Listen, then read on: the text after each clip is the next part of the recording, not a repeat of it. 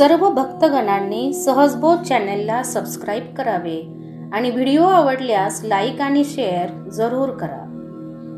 अध्याय 35. अध्यायाचे नाव आहे रेवणनाथांची साधना, त्यांना लाभलेला वर आणि सरस्वतीच्या पुत्रासाठी यमलोकात. या अध्यायाच्या वाचनाने किंवा श्रवणाने आपणास महासिद्धी प्राप्त होईल आणि आपल्या 42 पिढ्यांचा उद्धार होईल. दत्तात्रेयांनी सांगितलेला सिद्धीचा मंत्र रेवणनाथ शेतात बसून सुरात म्हणू लागले.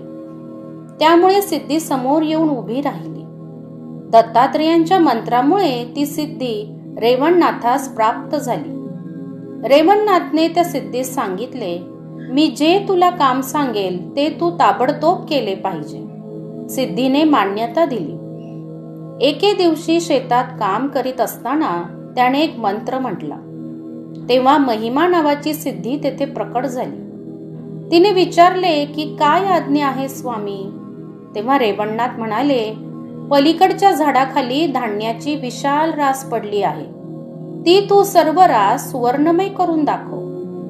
सिद्धीने ताबडतोब ती धान्याची विशाल रास सोन्याची करून दाखवली. रेवणनाथाने त्या सिद्धीस कायम स्वतःजवळ राहण्याची विनंती केली आणि तिने ती मान्य केली. दुसऱ्या दिवशी रेवणनाथांच्या पित्याने त्याला शेतात जा म्हणून सांगितले. तेव्हा रेवणनाथांना वाटले, आता आपण एवढे कष्ट कशाला करायचे? आता आपण सुवर्णाधीश झालो आहोत. आता आपल्याला वाटेल ते विकत घेता येईल. कशाला बैलासारखे शेतात जाऊन राबायचे? वडिलांना त्याने सर्व सुवर्णाबद्दल सांगितले. वडिलांना ते सुवर्णमय धान्य पाहून आपण स्वप्नात तर नाही ना असे वाटले. रेवणनाथने आपले पुण्य वाढावे म्हणून सर्व लोकांना अन्नदान करण्यास सुरुवात केली. थोड्याच दिवसात रोज 1000-1500 लोक भोजनासाठी रेवणनाथांकडे येऊ लागले. एके दिवशी मच्छिंद्रनाथ तीर्थाटन करीत एका गावातील धर्मशाळेत उतरले. त्यांना भोजनासाठी रेवणनाथांचे यश, लक्ष्मी, औदार्य, ज्ञान, वैराग्य, ऐश्वर्य यांनी परिपूर्ण भरलेले सदन दिसले. रेवणनाथांकडे अन्नग्रहण केल्यानंतर त्यांनी आपल्या दिव्य दृष्टीने ओळखले की हा साक्षात चमस नारायणाचा अवतार आहे. आपल्याकडे किती सामर्थ्य आहे हे दाखवण्यासाठी मच्छिंद्रनाथांनी आपल्या मायेने हिंस्र पशुपक्ष्यांना बोलावले व त्यांना आपल्या अंगाखांद्यावर खेळवण्यास सुरुवात केली. हे सर्व पाहून लोकांना कळले की हा कोणीतरी दिव्य पुरुष आहे. लोकांनी आपला मोर्चा ताबडतोब रेवणनाथांकडे वळवला आणि त्यांना सर्व वार्ता सांगितली. आपण आपल्या 2 नेत्रांनी तो चमत्कार पाहावा असे त्यांना वाटले. त्यामुळे ते मच्छिंद्रनाथांना भेटण्यासाठी धर्मशाळेत गेले.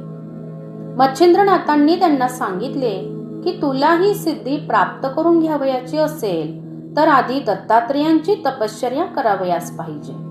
तू ब्रह्मवेत्ता व्हावयास पाहिजे. रेवणनाथांनी ठरवले की आपण आता दत्तात्रेयांच्या प्राप्तीसाठी उग्र तपश्चर्या करायची. रेवणनाथ तपश्चर्याला बसले. त्यांनी अन्न पाणी वर्ज्य केले. झाडांच्या उडून आलेल्या पानांवर फक्त ते उदरनिर्वाह करत असे. त्यामुळे त्यांच्या अंगावरचे सर्व मांस नाहीसे झाले. मच्छिंद्रनाथांना कळत नव्हते की याचा गुरु कोण आहे. तेव्हा त्यांनी सर्व सिद्धींना बोलावून घेतले आणि सांगितले की जा, या तरुणाचा गुरु कोण आहे ते पाहून या. दुसऱ्या दिवशी महिमाने सांगितले की याचा गुरु ब्रह्मा, विष्णू, महेश यांचा अवतार असलेले श्री आदिगुरु दत्तात्रेय आहेत. मच्छिंद्रनाथांनी ताबडतोब आपल्या गुरुबंधूला सहाय्य करण्याचे ठरविले. मच्छिंद्रनाथ त्याला घेऊन गिरनार पर्वतावर गेले. तेथे त्याला सर्व विद्यांमध्ये निपुण केले. दत्तात्रेयांनी रेवणनाथास नाथपंथाची दीक्षा दिली. त्यानंतर मच्छिंद्रनाथ आणि रेवणनाथ दोघे मिळून मार्तंड पर्वतावर गेले. तेथे त्यांनी शाबरी मंत्राची कविता रचली. माण देशामध्ये एक गाव होते. त्या गावाचे नाव होते विटे. त्या गावात एक धर्मशील सात्विक जोडपे राहत होते. नवऱ्याचे नाव होते सरस्वती आणि त्याच्या अर्धांगिनीचे नाव होते जान्हवी. दोघेही आपल्या कुलदेवतेच्या भक्तीमध्ये रंगून गेले होते. त्यांना एक मोठा प्रश्न पडला होता, तो म्हणजे त्यांना मुले होत नव्हती.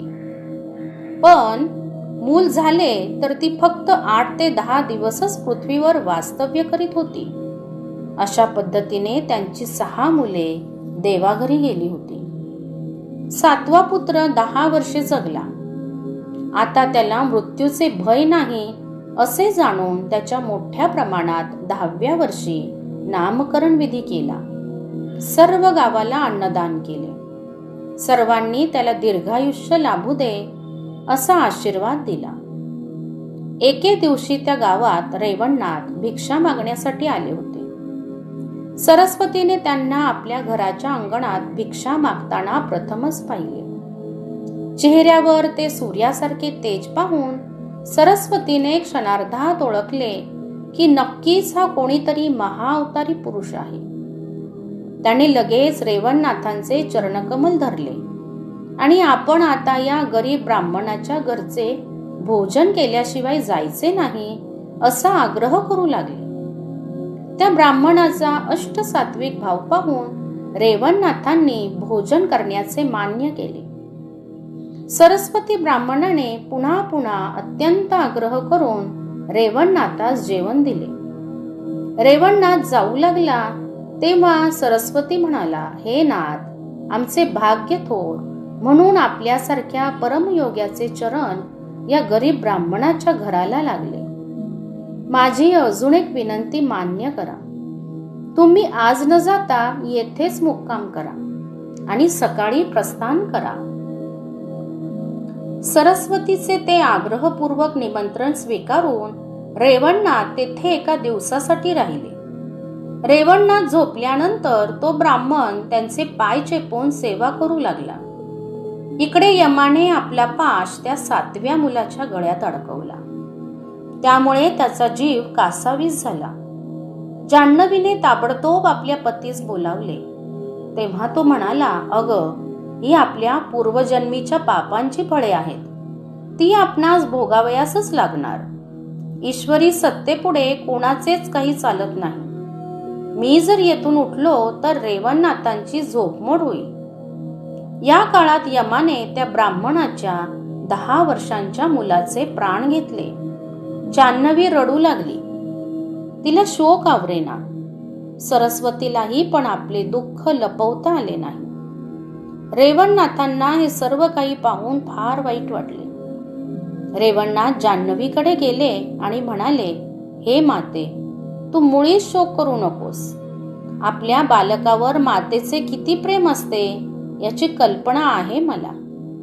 या निर्दयी यमाचे धाडसच कसे झाले तुझ्या मुलाचे प्राण हरण्याचे? मी येथे असताना हे घडले म्हणजे माझा हा पराभवच आहे. थांब, त्या यमाला चांगलाच धडा शिकवून येतो मी. जान्हवीकडे पाहून त्याला फार दया आली. त्याने विचारले, हे तुझे पहिले मूल आहे का? जान्हवी म्हणाली, स्वामीजी, हा माझा 7वा पुत्र आहे. 6ही पुत्र पहिल्यांदाच यमाने यमलोकी नेले आहेत. एक माता तुम्हाला शरण आली आहे. 7ही पुत्र वारलेल्या मातेची काय मानसिक अवस्था असेल हे तुम्हीच जाणू शकता. रेवणनाथ त्या ब्राह्मण जोडप्यास म्हणाला, हे पहा, मी तुमची 7ही बालके यमलोकातून पुन्हा आणून देतो. पण त्याआधी तुम्ही या 7व्या बालकाच्या प्रेताचे 3 दिवस रक्षण करा. अमर मंत्राच्या साहाय्याने त्यांनी ते भस्म त्या 10 वर्षांच्या मुलाच्या प्रेताला लावले आणि व्यानास्त्राच्या साहाय्याने यमलोकी प्रस्थान केले. रेवणनाथ यमलोकी आलेला पाहून यमाची गाळण उडाली. तो पळत पळत सिंहासनावरून आला. रेवणनाथांना सिंहासनावर बसवून त्याची स्वतः पाद्यपूजा केली. रेवणनाथांना यमाने येण्याचे कारण विचारले. तेव्हा रेवणनाथ म्हणाले, तू फार कपटी आहेस. मी सरस्वती ब्राह्मणाच्या घरी असताना तुझे धाडसच कसे झाले प्राणहरण करण्याचे? त्याशिवाय तू आधीच त्याची 6 बालके का बरे मारली आहेस? मला ती 7ही बालके क्षणार्धात आणून दे, नाहीतर माझ्यासारखा क्रोधी कोणी नाही हे ध्यानात ठेव. मी त्या ब्राह्मणाला वचन दिले आहे की तुझी 7ही बालके पुन्हा आणून देतो. रेवणनाथांची धमकी ऐकून यम जरा मनात दचकला. त्याने विचार केला की याला आपण कैलासनाथांकडे पाठवून देऊ. तेथे काय गोंधळ घालायचा तो घाल म्हणावे. तो रेवणनाथांना म्हणाला, हे परमयोगी, तुम्हाला माहीतच आहे की मी मृत्यू देवता आहे, तरी पण मी निमित्त मात्र आहे. पण खरा अधिकार त्रिदेवांकडे आहे. उमापती त्यामध्ये मुख्य आहेत. तेव्हा तुम्ही तेथे जा, म्हणजे बरे होईल. रेवणनाथांनी यमाची मागणी मान्य केली आणि कैलासाकडे